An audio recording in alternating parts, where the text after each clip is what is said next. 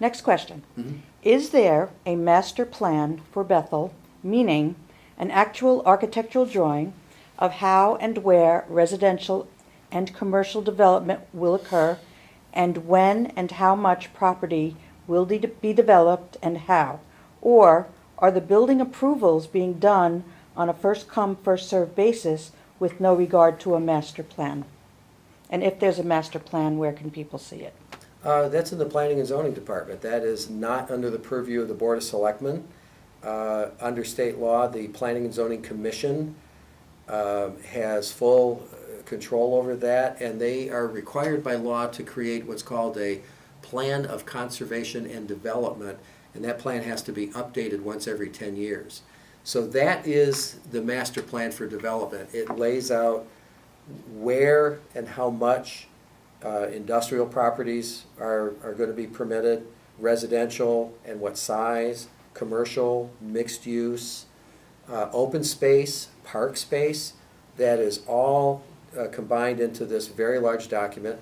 The current plan of conservation development, POCD I think they call it, another acronym, can be found on the town website. It was published in 2007.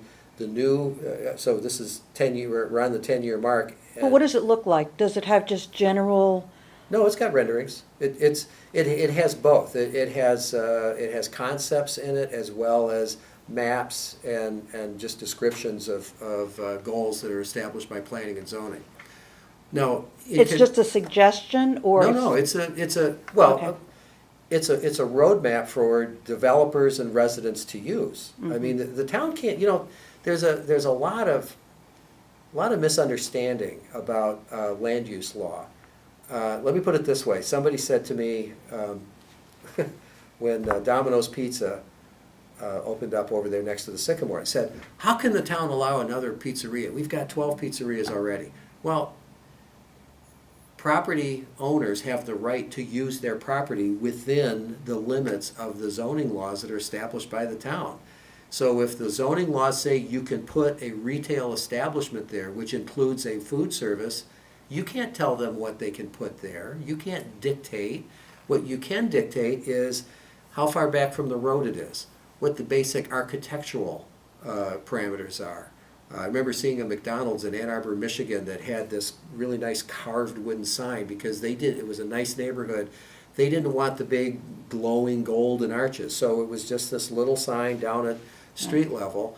You can make laws like that, but you can't strictly dictate exactly what people can do with their property. You can only set up the zones where they, and give the general parameters by which they can use their property. But within those parameters, they're free to do what they want. And again, if somebody is saying, well, as first selectman, I'm going to get that under control, no, they're not. That's planning and zoning.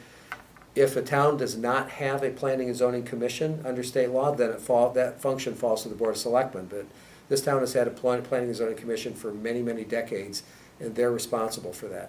Well, let's take a project like Bethel Crossing, which is Yeah. at the bottom of Judd Avenue. Yeah. Before that was approved, and it was approved by the Planning and Zoning, correct. obviously, what kind of feedback is allowed by the public on a giant neighborhood like that? And that's not the only one, I just use that as an example. There are multiple opportunities for feedback, and this is Well, is there where- any power, though, to do What's that? anything? Is there any power by the people to change it? No. The power that the people have is they have to know who they're voting for the Planning and Zoning Commission and pay close attention to that. So it backs up all the way to an election, Yes. and then That's exactly really the residents are powerless. They have to go by what that That's person correct. votes. That's Okay. correct.